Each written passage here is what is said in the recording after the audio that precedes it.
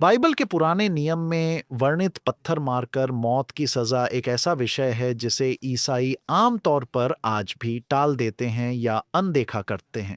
समस्या यह है कि यीशु या उनके प्रेरितों या सुसमाचारों के लेखकों ने नए नियम में कहीं भी इस तरह की सजाओं या वास्तव में किसी भी अन्य कठोर बाइबल कानूनों की निंदा नहीं की।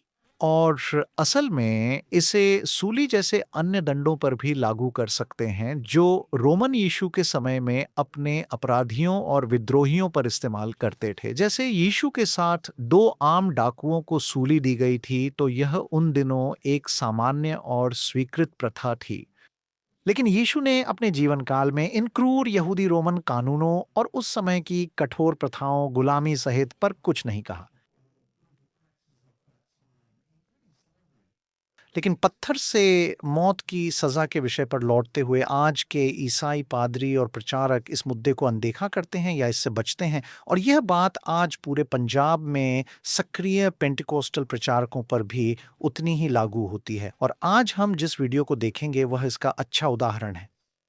हम जिस पादरी को देखेंगे और चर्चा करेंगे वह न केवल बाइबल के ईश्वर द्वारा अनिवार्य पत्थरबाजी के मुद्दे और उसके परिणामों से बचता है, बल्कि अपने उपदेश में नए नियम की संबंधित कहानी को कुछ ही मिनटों में बताते हुए कई गलतियां भी करता है। और वह जॉन अध्याय 8 में व्यभिचारिणी स्त्री की कहानी है। यह कहानी एक महिला के बारे में है जिसे यहूदियों के एक समूह द्वारा यीशु के सामने लाया जाता है, और वे उससे उसकी राय पूछते हैं कि क्या उसे पत्थर मारकर मौत की सजा मिलनी चाहिए, जैसा कि धर्म ग्रंथों में अपराधियों के लिए निर्धारित है। यह नए नियम में यीशु के बारे में सभी प्रसंगों की तरह एक छोटी कहानी है, इसलिए यह केवल कुछ पंक्तियों की है और इसमें ज्यादा विवरण नहीं है।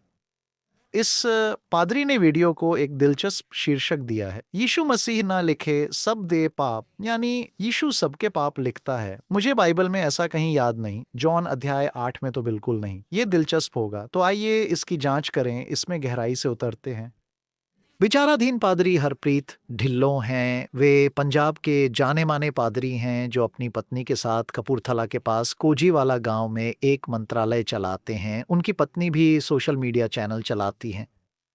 ये आदमी कई पादरियों की तरह कैंसर रोगियों को ठीक करने जैसे चमत्कार करने का दावा करता है, वही रूढ़िवादी दावे जो ये इंजीलवादी करते दिखते हैं। इससे पहले कि हम देखें कि यीशु एक महिला को पत्थर मारकर मौत की धमकी दिए जाने के मुद्दे पर क्या सोचते हैं, यह सुनिश्चित करने के लिए कि हर कोई एक ही बात पर है, आइए देखें कि बाइबल व्यभिचार के लिए पत्थर मारने की वकालत कहाँ करती है।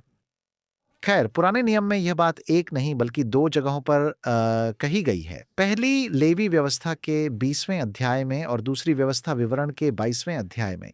यहाँ कोई भ्रम नहीं है, कानून बहुत स्पष्ट और असंदिग्ध रूप से लिखा गया है। वास्तव में कई अन्य कथित अपराधों के लिए भी व्यक्ति को पत्थर मारकर मौत दी जा सकती थी। इनमें ईश निंदा, मूर्ति पूजा, माता पिता को गाली देना, मारना, सब्त तोड़ना, उनकी अवज्ञा, झूठा नबी होना और कई यौन पाप शामिल हैं, पर उन विषयों पर फिर कभी बात करेंगे। और जैसा कि आप देख सकते हैं, आजकल इनमें से कोई भी गतिविधि वास्तविक अपराध नहीं मानी जाती, भले ही कुछ अनैतिक या गलत हों। लेकिन माता-पिता के प्रति विद्रोही होना ऐसी बात नहीं जिसके लिए बच्चों को मार दिया जाए। और अन्य, जैसे सब्त तोड़ना, आजकल ईसाई खुद भी नहीं मानते। इन कामों के लिए आज किसी को एक दिन की भी जेल नहीं होती, पत्थर मारकर मौत की सजा तो दूर। तो हम स्पष्ट रूप से 2000 साल पहले से कहीं अधिक क्षमाशील और प्रबुद्ध समय में जी रहे हैं। लेकिन सवाल है, यीशु ने इन नियमों और कानूनों की निंदा क्यों नहीं की?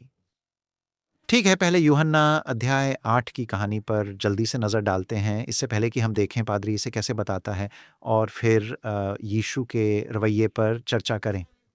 तो यीशु किसी समय यरूशलेम में मंदिर में थे, और कुछ यहूदी एक व्यभिचारी महिला को उनके पास लाए जो रंगे हाथों पकड़ी गई थी। और लोगों का यह समूह उसे बताता है कि बाइबल के कानून के तहत उसे पत्थर मारकर मार देना चाहिए, लेकिन वे उससे उसकी राय पूछते हैं कि क्या करना चाहिए। लेकिन यीशु चुप रहते हैं, मंदिर के फर्श पर कुछ लिखते हैं और टिप्पणी से इनकार करते हैं। वे पूछते रहे, जिस पर उन्होंने कहा, तुम में से जो निष्पाप है वही पहले उस पर पत्थर फेंके। यानी वे उन्हें बता रहे हैं कि उनमें से कोई भी पूर्ण नहीं है, तो वे कौन होते हैं उसे आंकने वाले? यह समझकर वे सब चले जाते हैं, केवल यीशु और स्त्री रह जाते हैं। यीशु उठकर देखते हैं कि सब जा चुके हैं। वह स्त्री से कहते हैं कि वे भी उसे दोषी नहीं ठहराते और उसे जाकर फिर पाप न करने को कहते हैं, और यहीं कहानी समाप्त होती है। अब इस बाइबल कहानी में कुछ महत्वपूर्ण बातें और चेतावनियाँ हैं। सबसे पहले ये कहानी केवल यूहन्ना सुसमाचार के 8वें अध्याय में है। यह मत्ती, मरकुस या लूका में नहीं मिलती, जिन्हें समकालिक सुसमाचार कहते हैं क्योंकि वे मोटे तौर पर सहमत होते हैं और एक ही तरह की बातें बताते हैं।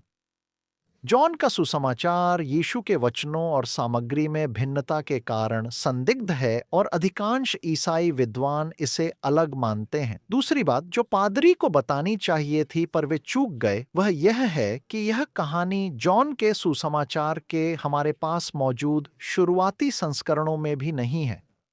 जॉन के सुसमाचार के सबसे शुरुआती संस्करण जो मौजूद हैं, उन्हें P66 और P75 कहा जाता है और ये दूसरी सदी के अंत या तीसरी सदी की शुरुआत के हैं। और हमारे पास जो सबसे पुरानी पूरी बाइबल हैं, उन्हें कोडेक्स सिनाइटिक्स और कोडेक्स वेटिकनस कहा जाता है और ये चौथी सदी के हैं।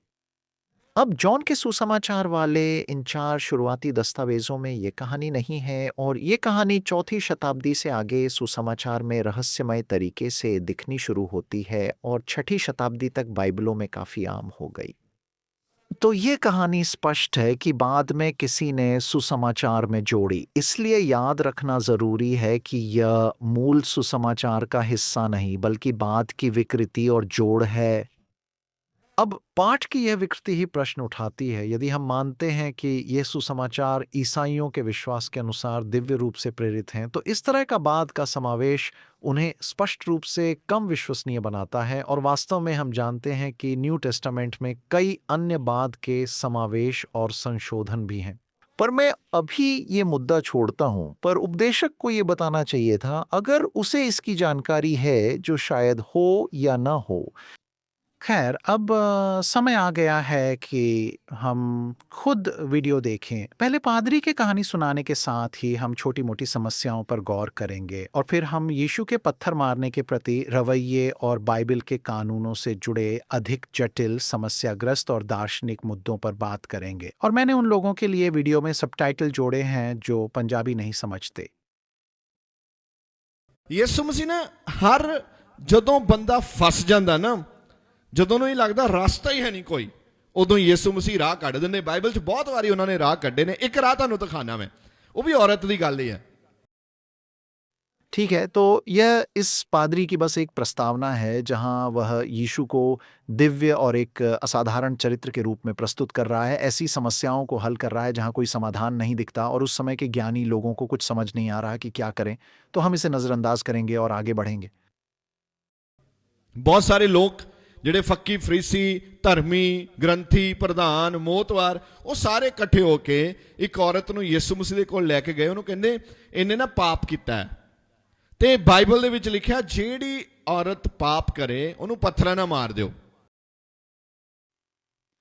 तो वह कहता है कि यहूदी नेता एक महिला को यीशु के पास लाते हैं और दावा करते हैं कि उसने पाप किया है जिसकी बाइबल में सजा पत्थर मारकर मौत है, पर किसी कारणवश वह यह नहीं बताता कि पाप व्यभिचार था और कहानी के अनुसार उसे रंगे हाथों पकड़ा गया था जिससे उसका अपराध सिद्ध होता है। अब या तो उसे कहानी ठीक से पता नहीं है या शायद जानबूझकर इस समस्या का जिक्र करने से बचता है क्योंकि यह बाइबल में इस तरह के अपराध के लिए बताई गई कठोर सजा पर असहज सवाल खड़े करता है। लेकिन इससे भी महत्वपूर्ण बात यह है कि वह इस बात पर चर्चा नहीं करता कि बाइबल में पत्थरबाजी जैसी धीमी और दर्दनाक मौत का आदेश क्यों दिया गया है। जब मौत देनी ही है तो सिर कलम जैसी तुरंत मौत क्यों नहीं। ਹੁਣ ਉਹਨੂੰ ਬਾਹਰ ਲੈ ਗਏ ਜਿੱਥੇ ਪੱਥਰ ਮਾਰ ਕੇ ਉਹਨੂੰ ਮਾਰਨਾ ਹੈ, ਤੇ ਉੱਥੇ ਯਿਸੂ ਮਸੀਹ ਬੈਠੇ ਸੀ ਤੇ ਉਹਨਾਂ ਨੇ ਕਿਹਾ ਵੀ ਉਹ ਹਰ ਵਕਤ ਇਦਾਂ ਚਾਹੁੰਦੇ ਸੀ ਕਿ ਗੁਰੂ ਨੂੰ ਫਸਾਓ ਕਿਸੇ ਤਰੀਕੇ ਨਾਲ, ਇਹਨੂੰ ਪੁੱਛੋ ਬਾਰ-ਬਾਰ ਆਹ ਚੀਜ਼ਾਂ ਕਿਦਾਂ।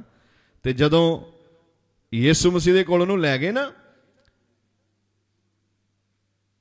ਤੇ ਸਾਰੇ ਜਿਹੜੇ ਮੋਤਵਾਰ ਲੀਡਰ ਆ ਸਾਰੇ ਯਿਸੂ ਮਸੀਹ ਦੇ ਮੂਹਰੇ ਐਨ ਖੜ ਗਏ, ਥੰਮ ਬਣ ਕੇ, ਕਹਿੰਦੇ ਦੱਸ ਬਈ ਕੀ ਕਰਨਾ ਇਹਦੇ ਨਾਲ, ਕੀ ਕਰੀਏ ਅਸੀਂ, ਸਾਨੂੰ ਤੇ ਆਹ ਹੁਕਮ ਹੈ ਬਾਣੀ ਵਿੱਚ, ਤੁਹਾਡਾ ਕੀ ਵਿਚਾਰ ਹੈ। तो वह कहता है, उसे बाहर ले जाते हैं पथराव को, जहां यीशु बैठे हैं। लेकिन सुसमाचार में असल में ऐसा नहीं कहा गया है। उसमें लिखा है कि यीशु मंदिर में थे, पर यह छोटी बात है। वे बस उसे उनके पास लाते हैं और उनकी राय पूछते हैं। कहानी में यह नहीं कहा गया कि उनका सजा देने का कोई इरादा था। इसमें बस इतना है कि वे दावा करते हैं कि उस अपराध के लिए यह यहूदी कानून है और वे उनकी राय जानना चाहते हैं। ਮੰਨ ਲਓ ਜੇ ਤੁਸੀਂ ਉੱਥੇ ਹੁੰਦੇ ਤੁਸੀਂ ਕੀ ਕਹਿਣਾ ਸੀ?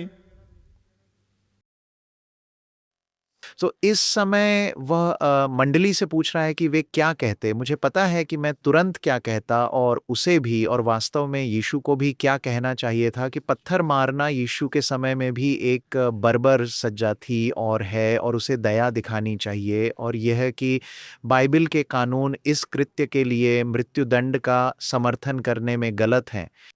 उस समय के लोग दया क्या होती है यह नहीं जानते थे। ऐसा नहीं है।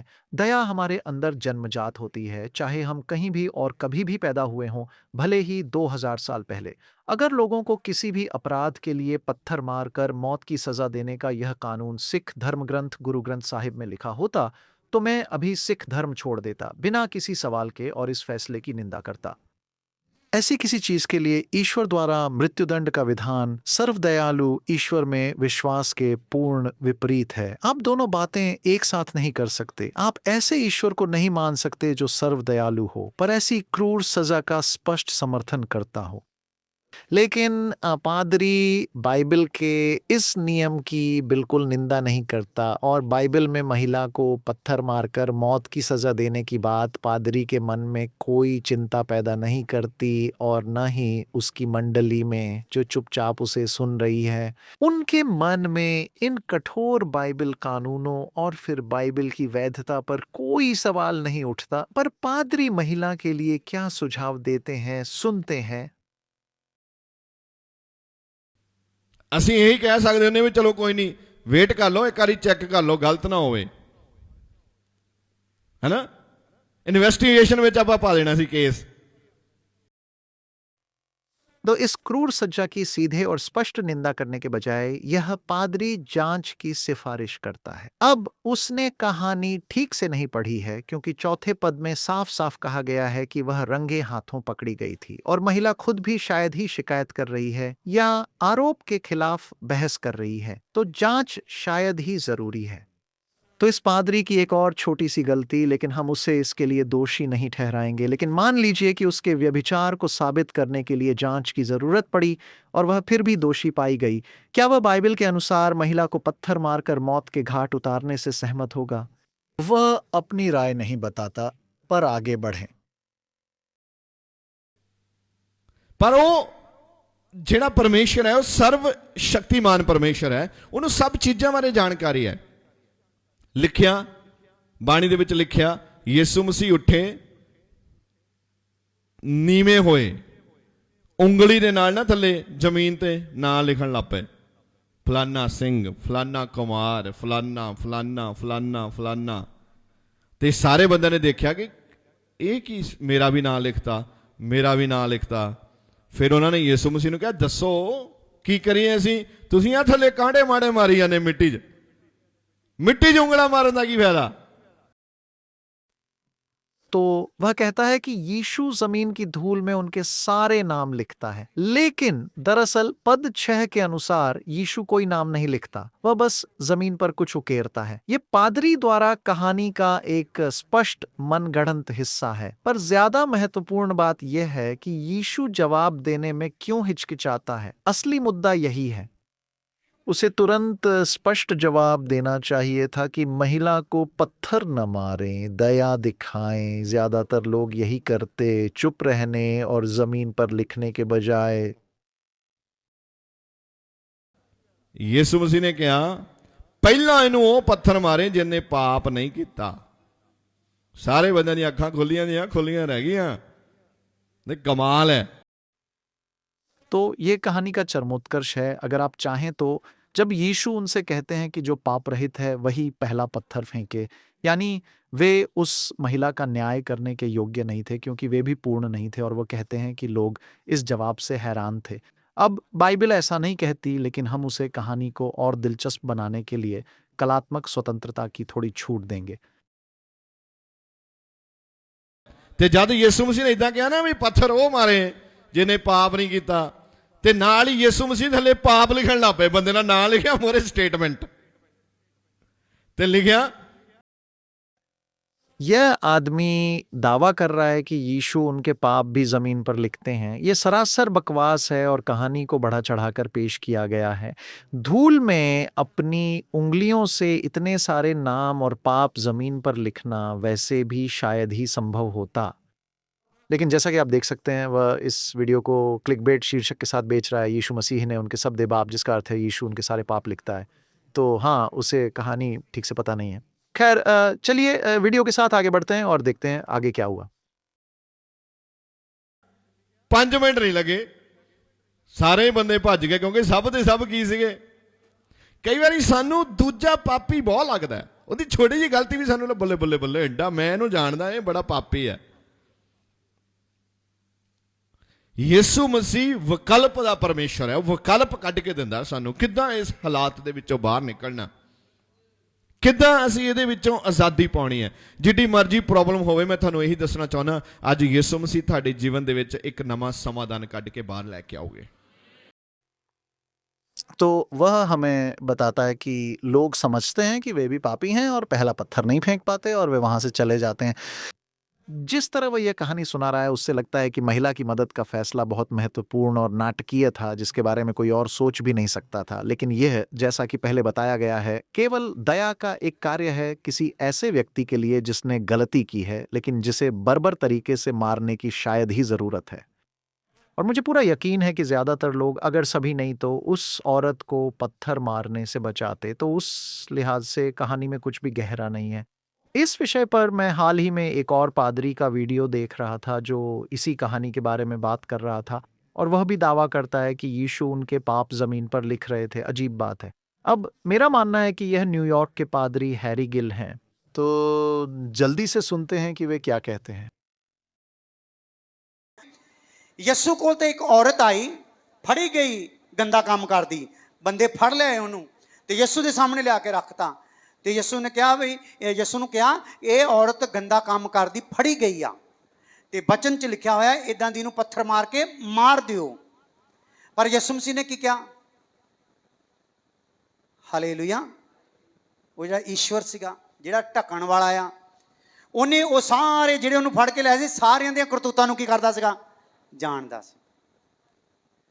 ਉਹਨੇ ਕਿਹਾ ਆ ਜਾਓ ਫਿਰ ਪੱਥਰ ਮਾਰਨ ਦੇ ਲਈ, ਪਹਿਲਾਂ ਅੱਗੇ ਆਓ। ਤੇ ਜਿਹੜਾ ਜਿਹੜਾ ਅੱਗੇ ਆਇਆ ਉਹਦੇ ਸਾਹਮਣੇ ਜ਼ਮੀਨ ਤੇ ਲਿਖ ਕੇ ਰੱਖਤਾ। ਪੜ੍ਹਿਆ ਨਹੀਂ, ਆਪ ਹੀ ਪੜ੍ਹ ਲਾ ਪੁੱਤ, ਆਪਣੀ ਕਰਤੂਤ ਕੀ ਕਰ ਲਾ। ਤੂੰ ਇਸ ਬੇਟੀ ਦੇ ਪੱਥਰ ਮਾਰਨ ਦੇ ਲਾਇਕ ਨਹੀਂ, ਲਾਇਕ ਨਹੀਂ। ਆ ਪੜ੍ਹ ਲਾ। ਪੜ੍ਹਦੇ ਗਏ, ਪੱਥਰ ਸਿੱਟ ਕੇ ਪਿੱਛੇ ਹਟਦੇ ਗਏ। ਕਾਰਨ ਕੀ ਸੀਗਾ? ਕਿਉਂਕਿ ਇਹ ਉਹਨੂੰ ਤਾਂ ਲੈ ਆਏ ਜਿਹੜੀ ਗੰਦਾ ਕੰਮ ਕਰ ਰਹੀ ਸੀ, ਉਹਨੂੰ ਨਹੀਂ ਲਿਆਏ ਜਿਹੜਾ ਉਹਦੇ ਨਾਲ ਗੰਦਾ ਕੰਮ ਕਰ ਰਿਹਾ ਸੀ। Hallelujah, hallelujah. लगता है कि ये पंजाबी पादरी या तो एक दूसरे को मनगढ़ंत कहानी बता रहे हैं, या पंजाबी और शायद हिंदी जैसी भाषाओं में अनुवादित बाइबलों में कहानी का विकृत और बड़ा हुआ संस्करण है। कौन जाने। लेकिन यह आदमी दावा कर रहा है कि यीशु ने उस औरत को इसलिए छोड़ दिया क्योंकि उसके साथ व्यभिचार करने वाला आदमी पकड़ा नहीं गया और उसे भी सजा मिलनी चाहिए। दोनों को सजा देने के तर्क से आप सहमत या असहमत हो सकते हैं, लेकिन बाइबल में ऐसा नहीं लिखा है। यीशु उसे दोषी नहीं ठहराते क्योंकि जो लोग उसके पास आए थे वे भी संत नहीं थे और उन्होंने भी पाप किया था। जिस पुरुष का उस स्त्री से संबंध था, यीशु उसका जरा भी जिक्र नहीं करते। लेकिन उस बात को छोड़ दें, यह पादरी हैरी गिल बाइबल में वर्णित पत्थरबाजी के मुद्दे पर भी गौर नहीं करते, और क्यों यीशु भी इस प्रथा की स्पष्ट रूप से निंदा नहीं करते। अब पादरी कहानी छोड़कर उपदेश देने लगता है, तो हम वीडियो यहीं रोकते हैं, लेकिन इस कहानी पर कुछ त्वरित बातें और सामान्य विचार, इससे पहले कि हम ज्यादा अहम मुद्दों पर आएं। ये अगर बाइबल को दिव्य या ईश्वरीय प्रेरित नहीं माना जाता तो ये बातें इतनी मायने नहीं रखती, लेकिन क्योंकि इसे ईश्वरीय प्रेरित होने का दावा है तो कई समस्याएं पैदा होती हैं। मुख्य समस्या ये है कि यह कहानी यीशु पर अधिकतर अन्य कहानियों की तरह कोई ठोस विवरण नहीं देती, और यदि नया नियम ईश्वर प्रेरित था तो एक छोटे पैराग्राफ से कहीं अधिक पूर्ण और विस्तृत कहानी की अपेक्षा की जा सकती थी। पहली बात तो ये कि मंदिर कब गया, कोई तारीख या साल नहीं बताया, तो हमें बिल्कुल पता नहीं ये कब हुआ। दूसरे, उनके पास आए विद्वान यहूदियों और जिस महिला की जान उन्होंने बचाई उनके नाम नहीं दिए गए हैं। तीसरे, कहानी स्पष्ट रूप से यीशु को उनके अनुयायियों की नज़रों में महिमा मंडित करने के लिए लिखी गई है। फिर भी अन्य पात्र बहुत सीमित और एक आयामी दिखाए गए हैं और उनके पास कहने को ज़्यादा कुछ नहीं है। विद्वान यहूदियों में से किसी ने भी उस महिला के प्रति दया नहीं दिखाई, और विद्वान होने के कारण आप सोचते कि वे इस विषय पर अधिक बहस करते बजाय इसके कि यीशु के एक पंक्ति के जवाब को सुनकर भाग जाते। तो जब यीशु कहते हैं वह जो पाप रहित है वही पहला पत्थर फेंके, उदाहरण के लिए कोई यीशु से नहीं पूछता कि वे उस कानून की अनदेखी क्यों कर रहे हैं जो सीधे ईश्वर से आया है। कानून ये नहीं कहता कि सजा पाप रहित लोगों द्वारा दी जानी चाहिए, यही महत्वपूर्ण बात है। दोषी पाए जाने पर दूसरों द्वारा सजा दी जा सकती है, लेकिन इसके बजाय ये विद्वान कोई सवाल नहीं पूछते और बस खिसक जाते हैं। और सिर्फ पुरुष ही नहीं हैं जो कम बोलते हैं। आपको लगेगा कि महिला अपना पक्ष रखेगी और उस पर दया होनी चाहिए, और अंत में हमें ये भी नहीं पता कि महिला का क्या हुआ। महिला यीशु को जान बचाने के लिए धन्यवाद नहीं देती, बस चली जाती है और फिर कभी उसका ज़िक्र नहीं होता। आप सोचेंगे कि वह यीशु की सबसे मज़बूत शिष्या बन जाती क्योंकि उसने उसे बर्बर क्रूर मौत से बचाया था, लेकिन वह फिर कभी नहीं दिखती, सूली पर चढ़ाए जाने के समय भी नहीं, सुसमाचारों में उसका फिर कभी उल्लेख नहीं है। तो ये कहानी बाइबल की अन्य कहानियों की तरह कृत्रिम और किस्सा गोई भरी लगती है और कई मायनों में अधूरी है। अब जैसा कि कहा गया है, अगर बाइबल ईश्वरीय प्रेरणा से नहीं लिखी गई थी तो ठीक है, क्योंकि आप उसमें खामियां और अधूरी जानकारी की उम्मीद करेंगे। लेकिन अगर यह ईश्वरीय प्रेरणा से है तो हमें कहीं उच्च मानकों और एक अधिक पूर्ण कहानी की उम्मीद करनी होगी।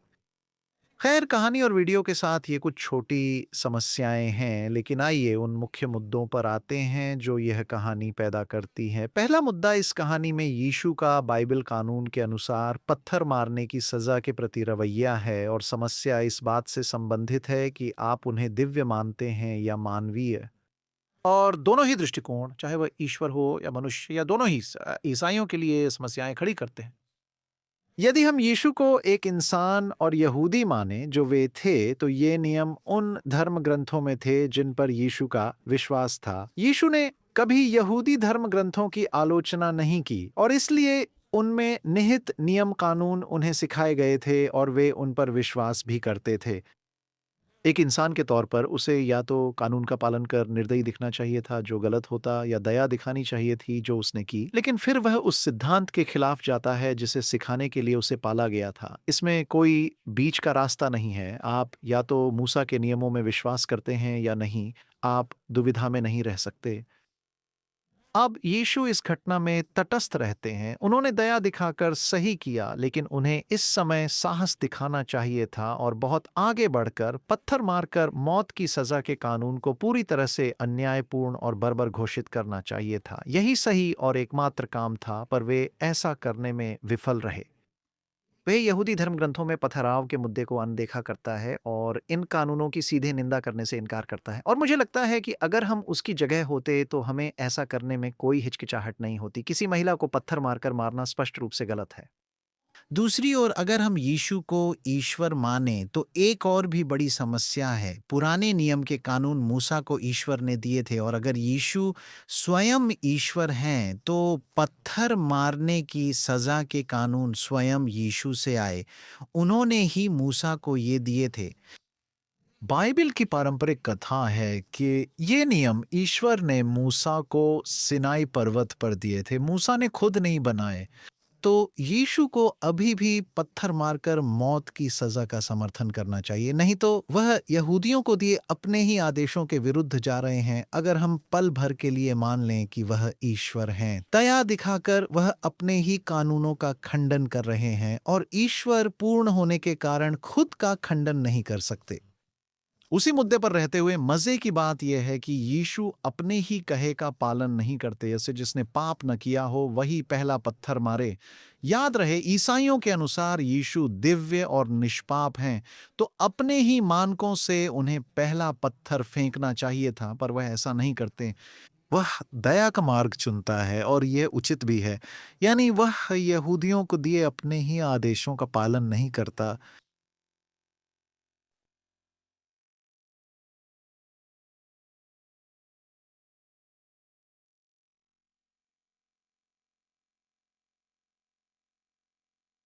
यह है कि क्रूर मौत का यह रूप उचित नहीं है, अपराध चाहे जो भी हो।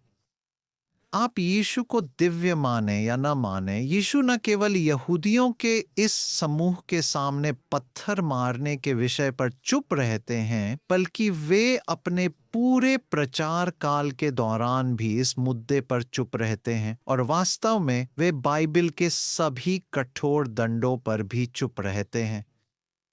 उदाहरण के लिए, सब्त में काम करने पर मौत की सजा या पासओवर में खमीरी रोटी खाने जैसी छोटी बात पर भी यहूदी समुदाय से बहिष्कार हो सकता था, और यह समस्याग्रस्त है, खासकर अगर आप मानते हैं कि यीशु दिव्य और सर्वदयालु हैं। उन्हें इन मुद्दों पर स्पष्ट और असंदिग्ध रूप से बोलना चाहिए था।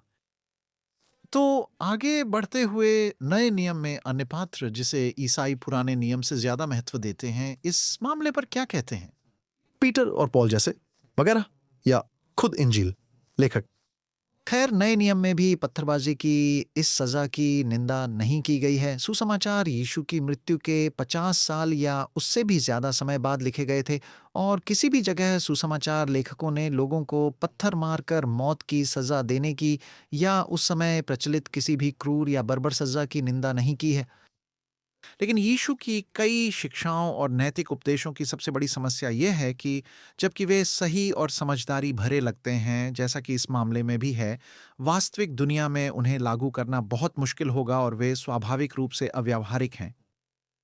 पत्थर मारकर हत्या क्रूर और गलत है, और यीशु ने उस स्त्री पर दया कर सही किया। लेकिन लोगों का न्याय करने के मामले में हम अपराध के कानूनों और दंड को सिर्फ इसीलिए नकार या अनदेखा नहीं कर सकते क्योंकि कोई भी पूर्ण और निष्पाप नहीं है। यदि न्याय या दंड केवल वही दे सकते हैं जिन्होंने कोई अपराध या पाप नहीं किया, तो कोई दंड संभव ही नहीं होगा।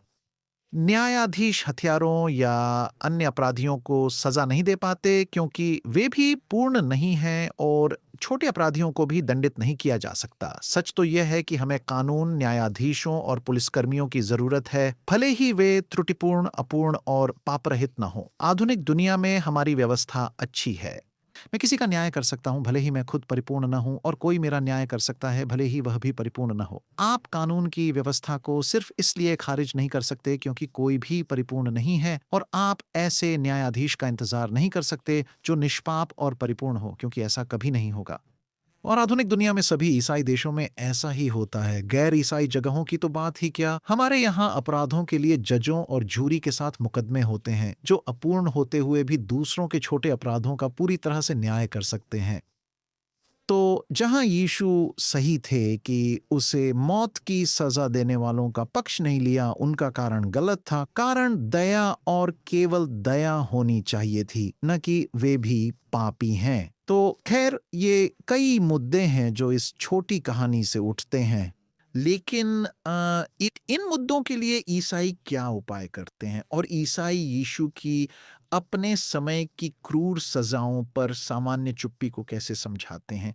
खैर, आजकल ज्यादातर ईसाई, जैसा कि कहा गया है, पुराने नियम के निर्देशों और कानूनों को बिना टिप्पणी के छोड़ देते हैं, जैसा यह पादरी कर रहा है। मानक उत्तर यह होगा कि ये दंड उस समय के लिए उपयुक्त थे, यीशु से पहले के समय के लिए, लेकिन पुराने नियम में मूसा के पुराने कानून यीशु के बाद मान्य नहीं है, और दिया गया कारण यह है कि ये कानून नए नियम और यीशु के आगमन से अमान्य हो गए हैं, और उन्होंने उद्धरण कानून को पूरा किया, इसका जो भी मतलब हो, और उन्हें इस तरह खारिज करने से वे अक्सर अनदेखे रह जाते हैं और पूरी तरह से उपेक्षित हो जाते हैं, जैसे कि उनमें कुछ भी गलत नहीं था और यीशु के समय से पहले पत्थर मारना ठीक था। अब इस तरह के तर्क में कई समस्याएं हैं। सबसे पहले, यीशु ने कभी नहीं कहा कि मूसा के नियम समाप्त हो गए थे। उसने इन कानूनों की कभी आलोचना नहीं की, न ही कहा कि पत्थर मारना गलत है। उन्होंने सब्त खत्म करने या खतना की निंदा नहीं की। उन्होंने सूअर का मांस नहीं खाया, न ही इसे खाने की अनुमति दी। उन्होंने खुद मूसा के नियमों का पालन किया, हालांकि कभी-कभी व्यभिचारिणी महिला की कहानी की तरह अधिक मानवीय दृष्टिकोण अपनाया। वास्तव में उन्होंने स्पष्ट रूप से इसके विपरीत कहा। मत्ती 5:17-18 में वो कहते हैं, ये है न सोचना कि मैं व्यवस्था या नबियों को मिटाने आया हूं, मैं उन्हें मिटाने नहीं बल्कि पूरा करने आया हूं। मैं तुमसे सच कहता हूं, जब तक स्वर्ग और पृथ्वी टल न जाए, व्यवस्था से एक भी बिंदु या मात्रा नहीं मिटेगी जब तक सब कुछ पूरा न हो जाए। तो वह इससे ज्यादा स्पष्ट नहीं हो सकते थे कि वह यहूदी व्यवस्था के प्रति पूरी तरह समर्पित थे, जो स्वाभाविक है क्योंकि नियम उन्हीं से आए थे यदि हम उन्हें ईश्वर मानते हैं। दूसरा, यीशु के शिष्य जैसे पतरस, जो उन्हें सबसे अच्छी तरह जानते थे और उनके साथ प्रचार करते थे, वे भी कानून बनाए रखने के पक्ष में थे। इसलिए इस मुद्दे पर उनके और पौल के बीच मतभेद थे। अब निश्चित रूप से हमें उनकी राय को पौल की राय से अधिक महत्व देना होगा, जिन्होंने कभी यीशु से मुलाकात नहीं की, लेकिन जिन्होंने गैर यहूदी ईसाइयों के लिए कानून हटाने पर जोर दिया। तीसरा, यह याद रखना अहम है कि बाइबल के ये नियम हमेशा के लिए थे। पुराने नियम में कोई समय सीमा नहीं बताई गई है कि कोई मसीहा पृथ्वी पर आएगा और जब ऐसा होगा तो ये नियम अमान्य या अनावश्यक हो जाएंगे।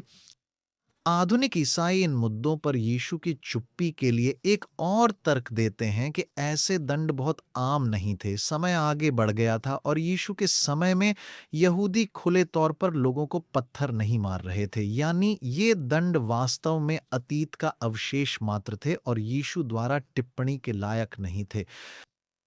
लेकिन ऐसा नहीं है, यीशु के समय पत्थर मारना असामान्य नहीं था। हम ये जानते हैं क्योंकि बाइबल की कहानियां सच हों तो यीशु को कई बार पत्थर मारकर जान से मारने की धमकी मिली थी। जॉन के उसी अध्याय 8 के 59वें पद में यहूदी उसे पत्थर मारने की कोशिश करते हैं, लेकिन यीशु उनसे छिपकर भाग जाते हैं। और फिर कुछ ही देर बाद जॉन अध्याय 10 के 31 से 33वें पद में स्थानीय यहूदी उसे पत्थर मारने की फिर से कोशिश करते हैं। वे फिर उस पर ईश निंदा का आरोप लगाते हैं, पर 39वीं आयत बताती है कि वह उनसे फिर बच निकला और मौत से बच गया। इस मुद्दे का सामना उसने खुद कई बार किया है और नए नियम के अनुसार उसके कई शिष्यों को भी इसी तरह धमकाया या मार दिया गया था। स्टीफन, जिन्हें पहला ईसाई शहीद माना जाता है, प्रेरितों के काम अध्याय 7 के अनुसार पत्थर मारकर मार दिए गए थे और अपनी यात्राओं के दौरान पौल को आइकोनियम में प्रेरितों के काम अध्याय 14 के अनुसार लगभग पत्थर मारा गया था, लेकिन वह घटनास्थल से भागने में कामयाब रहे। और कुछ ही समय बाद मेरा मानना है कि लिस्त्रा में उसी अध्याय में बताए अनुसार स्थानीय लोग उन्हें पत्थर मारने और मरा हुआ छोड़कर जाने में कामयाब रहे। यह धारणा कि ऐसा बहुत कम होता था और शायद ही कभी होता था गलत है। पत्थर मारकर मौत की सजा पूरे देश में यहूदिया से परे और रोमन साम्राज्य में भी आम थी, जैसा कि यीशु और पौल ने अपनी यात्राओं में पाया। वो अब तक ये सब पुराने नियम के न्याय से जुटा था, लेकिन हम इस मुद्दे को उस समय के प्रसिद्ध रोमन अपराध दंड कानूनों तक बढ़ा सकते हैं। विभिन्न अपराधों के दोषियों को गुलाम बनाया जा सकता था और अन्य अपराधियों को रोमन अखाड़ों में जलाकर मार दिया जाता था या भूखे जानवरों को खिलाया जाता था। ये रोमन साम्राज्य में अपराधियों के लिए सामान्य और क्रूर दंड थे और जाहिर है सबसे प्रसिद्ध सज्जा सूली पर चढ़ाकर मौत थी। रोमन अपराधियों, डाकुओं, लुटेरों और रोमन सत्ता के विद्रोहियों को आम तौर पर सूली पर चढ़ाते थे। यह इन अपराधों का मानक दंड था।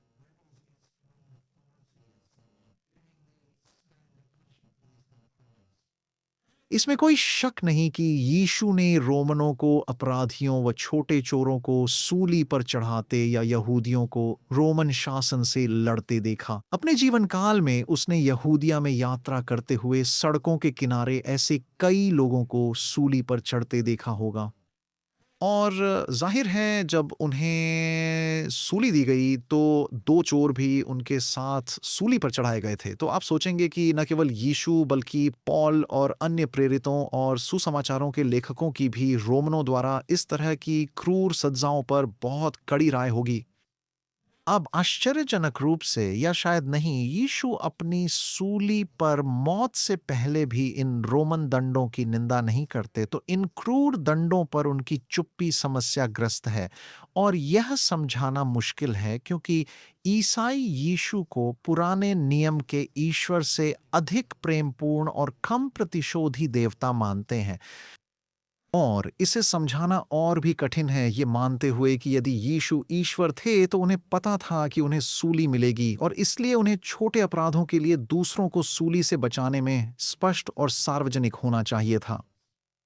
असल में यीशु ने न केवल सूली की निंदा नहीं की बल्कि अपने लोगों पर रोमन शासन को स्वीकार किया, कठोर रोमन सत्ता की कभी आलोचना नहीं की। और जैसा कि मरकुस 12, मत्ती 22 और लूका 20 के सुसमाचारों में है, वह लोगों को सीजर को कर चुकाने की सलाह देते हैं।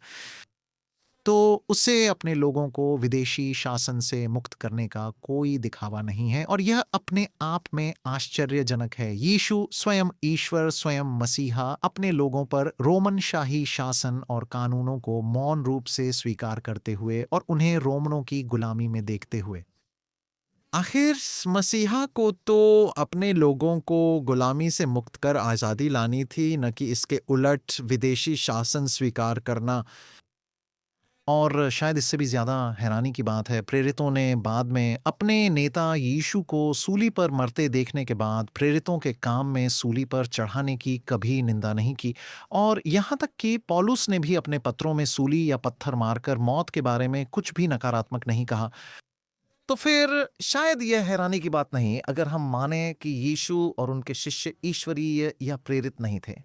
वे अपने समय के इंसान थे, उन्होंने उस समय के कानून माने जैसे हम आज के कानूनों को न बर्बर न उदार मानते हैं। तो हरप्रीत डील के वीडियो और यीशु की कहानी से मिले सबक पर संक्षेप में बात करते हैं और वह है बाइबल की मूल कहानी को देखना, न कि पादरियों के उस स्वच्छ और बढ़ा चढ़ाकर बताए गए संस्करण को जो सतही समझ पर आधारित है और अनुयायियों में संदेह पैदा करने वाले मुद्दों से बचना चाहता है। तो इस वीडियो की कहानी में सोचने वाली बात यह है कि यीशु ने पत्थर मारकर मौत की सजा की निंदा नहीं की, पर इस मामले में उन्होंने सही दया दिखाई। दूसरे, यीशु कहीं भी कठोर यहूदी कानूनों की निंदा नहीं करते, जबकि ईसाई मूसा के कानूनों को नहीं मानते। और तीसरे, ये पादरी हरप्रीत ढिल्लों पत्थरबाजी को गलत नहीं ठहराता। वह बस जांच की बात करते हैं जो परेशान करने वाला है। चौथी बात, अगर ईसाई यीशु को ईश्वर मानते हैं तो बाइबल में पत्थर मारने का यह नियम खुद यीशु से आया है और इससे एक ऐसे ईश्वर के बारे में कई सवाल उठते हैं जिसका स्वभाव संदिग्ध या क्रूर है। और नए नियम में यहूदी धर्म ग्रंथों के नियमों के साथ साथ रोमन कानूनों की भी स्पष्ट स्वीकार्यता है, चाहे वे कितने भी कठोर क्यों न हों।